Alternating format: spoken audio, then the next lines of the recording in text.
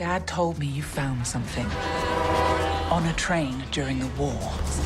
A dial that could change the course of history. Why are you chasing the thing that drove your father crazy? Harrison, this film had been in the works for various years, and over a decade almost, that we were waiting for a fifth film. So what was it for you that kept it alive as a project to make sure that it eventually did happen? Well, it wasn't as though we sat around for 10 years waiting to come up with an idea. There was, when we finished the last film, I don't think anybody thought about going and doing another film for some time. And then there were some interesting ideas that were floated, but they didn't quite gel over a period of time. And then we found an idea and a script and a strong story that we wanted to tell. And I'm very happy with the story that we're telling. We're coming to the end of Indiana Jones' time on the planet, and I wanted to see a conclusion of his story that accommodated the reality of his age and what that effect has on this person that we've come to know over the years.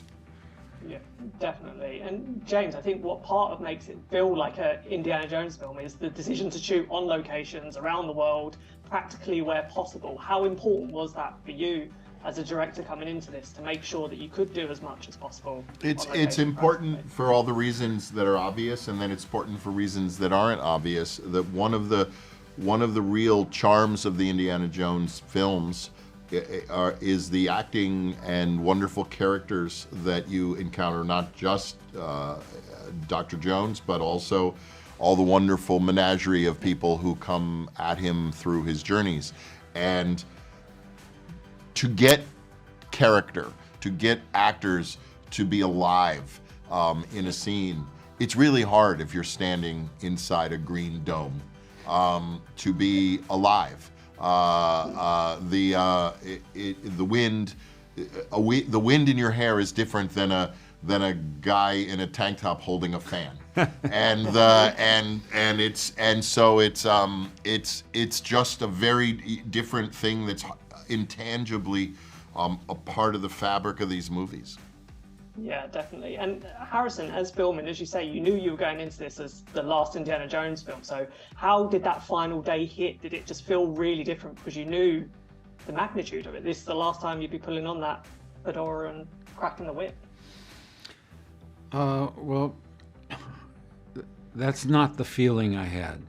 The feeling I had is the feeling you have when you've made something. And you can look at it, or you can remember having made it. We couldn't quite look at it yet. But the satisfaction of putting work in and getting something worthy out of it. And I felt that I felt a sense of peace, a sense of contentment.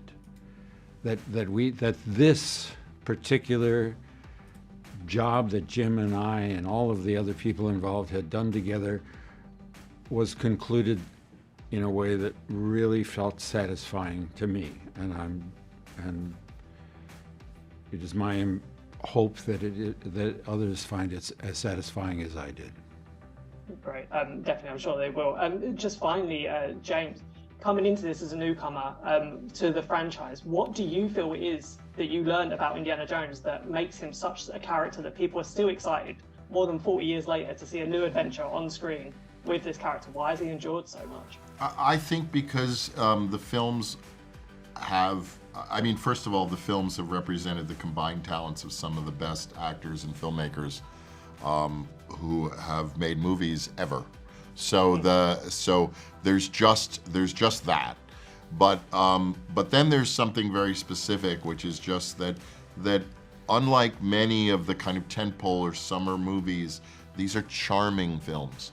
They're brawny and have action and athleticism and cinematic choices, storytelling choices. They're in love with movies, but they are first and foremost charming.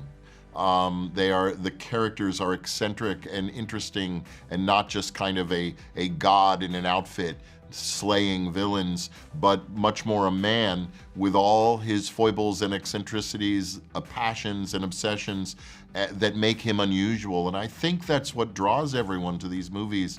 And everyone remembers them more than others, because it's not just good guy versus bad guy, and good guy always has the right tool in his belt and can knock out anyone else. It's about a guy who's just like you or me, and is somehow put in extraordinary circumstances.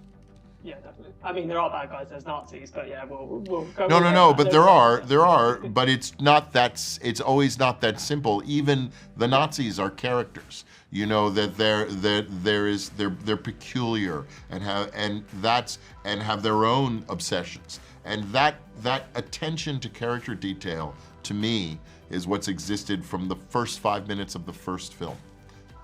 It wasn't just Harrison. Even Alfred Molina, in his 6 minutes in the beginning of that movie, is hilarious, and interesting, and of course ends up dead 6 minutes later. But there you go.